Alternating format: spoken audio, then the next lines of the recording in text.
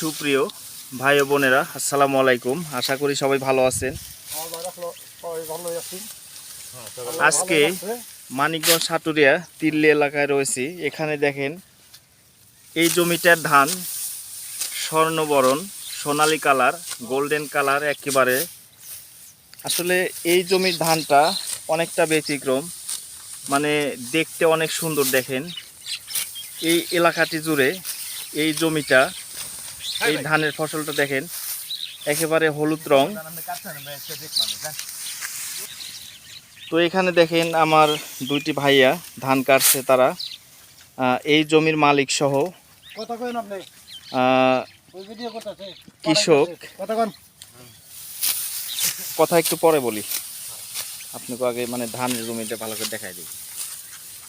তো এখন তো বর্ষার সময়, এবছর সারা বাংলাদেশ মিলে পানি হয় নাই, বর্ষার পানি নাই, যার কারণে এবার ধান তো পানি না হলেও এবার বাংলাদেশে প্রচুর ঘন বৃষ্টির কারণে অনেক সবজি ক্ষেত করতে পারে নাই।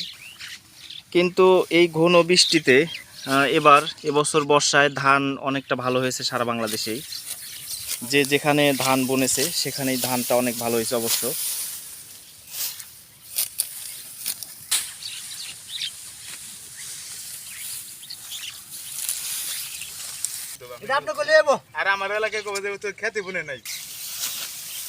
তো মাশাআল্লাহ এই জমিটার ধান অনেক সুন্দর হয়েছে, এবং যেটা বললাম এই এলাকার মধ্যে এরকম মানে রং কালার আমি জমি এই বর্ষায় এবছর দেখি নাই।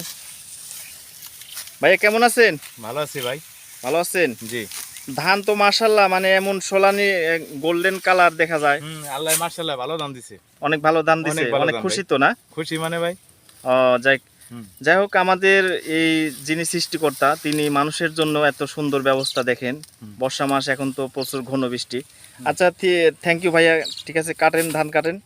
ঠিক আছে। তো একটা কথা কি, আমরা যারা বাংলাদেশে বিভিন্ন শহর বন্দরে যারা চাউল কিনে খাই, দেখেন আসলে কৃষকদের অনেক কষ্ট, অনেক অর্থ ব্যয় করার পরে কিন্তু এইসব জমিতে ধান ফসল ফলাতে পারে। তো আমি মানিকগঞ্জ সাটুরিয়া